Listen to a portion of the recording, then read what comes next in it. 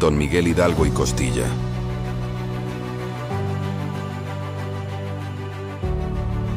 Prêtre mexicain et initiateur de l'indépendance du Mexique. Il est né le 8 mai 1753 à Pénjamo, Guanajuato.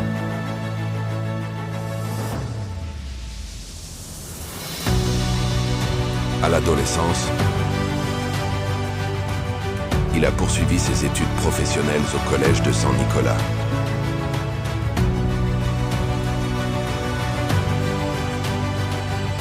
En plus de sa profession, il a appris la langue française, ce qui lui a permis d'élargir ses connaissances sur la pensée européenne.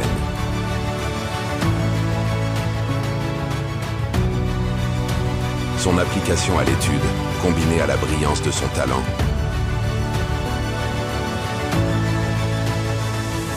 l'a fait se démarquer et atteindre le rang de recteur du collège en 1790.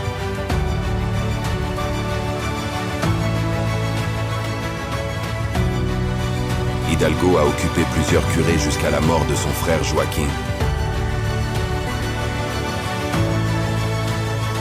où il a pris sa place comme curé de Dolores en 1802.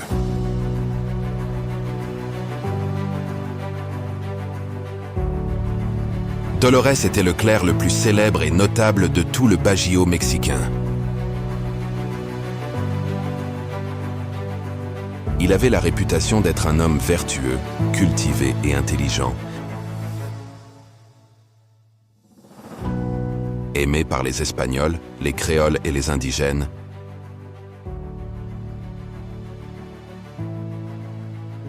ce qui lui a permis de comprendre les profondeurs de cette société-là, unifiée par la foi et séparée par les inégalités.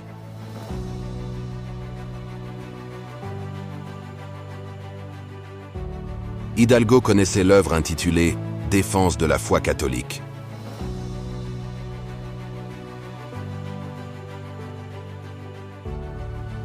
Où l'idée de la souveraineté populaire et du pacte entre le peuple et le gouvernant est expliquée.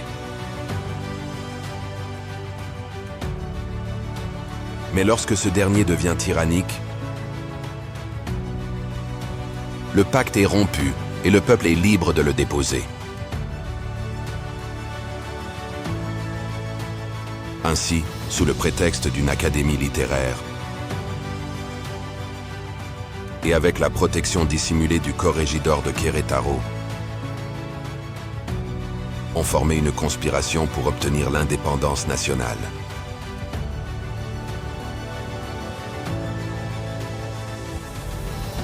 Cependant, les dénonciations ont précipité les événements. Découverte et dénoncée, la conjuration. La nuit du 15 septembre 1810, Hidalgo, Allende, Aldama et José Santos Villa se sont dirigés vers la prison et ont libéré les prisonniers.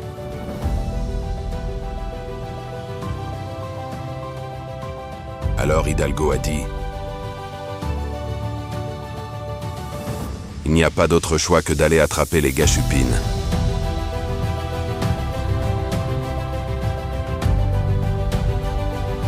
Et c'est ainsi que dans la matinée du 16 septembre 1810, le curé Hidalgo, avec un carillon de cloche, a appelé les fidèles à la messe et a harangué la foule, disant que le mouvement qui venait d'éclater avait pour but de retirer le pouvoir aux Espagnols. Et de cette foule sont sortis des cris robustes de « Vive l'indépendance !» Vive l'Amérique! À bas le mauvais gouvernement. Des cris qui ont été le prélude de ceux qui tonneraient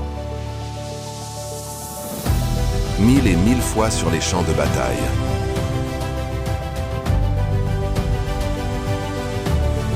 Hidalgo s'est tenu sur le seuil de la porte et d'une voix vibrante, avec cet accent que Dieu prête aux inspirés. Il s'est adressé à la foule qui attendait avec impatience ses paroles.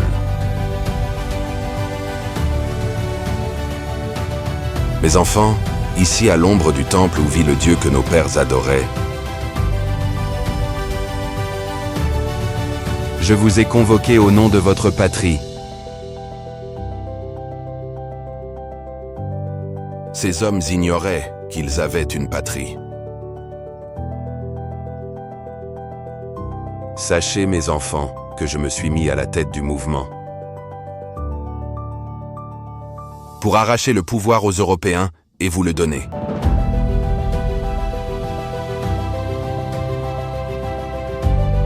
Ces gens étaient poussés par un instinct qu'ils ne pouvaient définir. Et en passant par Atotonilco, Hidalgo a trouvé une image de la Vierge de Guadalupe. Il l'a suspendue au mât d'une lance, et ce fut l'étendard insurgé. À Celayas, Hidalgo est nommé capitaine général le 21 septembre.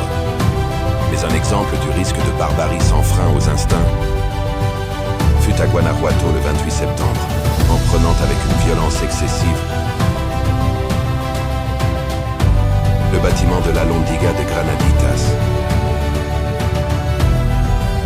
où un homme du peuple surnommé Pipila, au plus fort de la mêlée, a mis une dalle sur son dos, a brandi une torche et a incendié la porte. Le feu a déversé ses flammes sur le bâtiment, augmentant la terreur et sans aucune pitié. Ils ont passé les Espagnols qui s'y étaient réfugiés au couteau. Hidalgo prend Valladolid le 17 octobre et en route vers la ville de Mexico. Il est nommé généralissime le 24.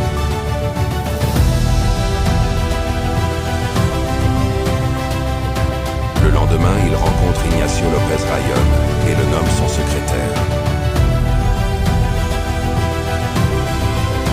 Par la suite, Hidalgo est vaincu aux mains du général Félix Calleja. Cependant, le 5 décembre 1810, Hidalgo décrète l'abolition de l'esclavage et impose la peine de mort à quiconque ne se conformerait pas à cette loi. Il abolit les tributs payés par les castes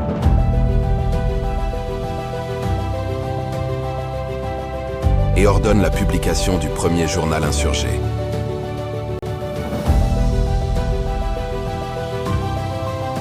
Le 17 janvier 1811 est trahi par Ignacio Elizondo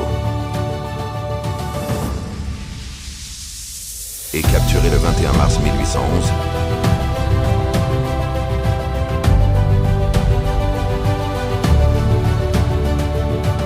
Hidalgo, jugé et dégradé de son caractère sacerdotal,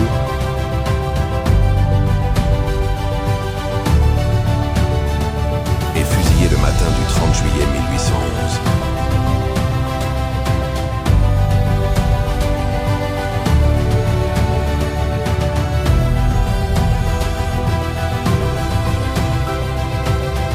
Sa tête, ainsi que celle d'Allende, Aldama et Jiménez, sont enfermés dans des cages en fer et accrochés aux quatre coins de la Londiga de Granaditas pour inspirer de la terreur. Mais l'insurrection a continué avec López Rayón et José María Morelos. Et en 1821, l'idéal pour lequel Hidalgo et tant d'autres Mexicains avaient lutté pendant 11 ans et 11 jours avait enfin été atteint. La patrie était libre et indépendante. Et par décret du président Guadalupe Victoria, le 16 septembre est institué comme fête nationale, célébrée pour la première fois en 1825. Ainsi, depuis 1825, avec un sentiment de nationalité, chaque 15 septembre, en hommage de gratitude pour honorer le père de la patrie, les Mexicains réunis sur le Zocalo, dans leur foyer ou le lieu le plus éloigné, régnera l'enthousiasme délirant qui remplit de fierté ceux qui sont nés sur cette terre et ceux qui l'aiment.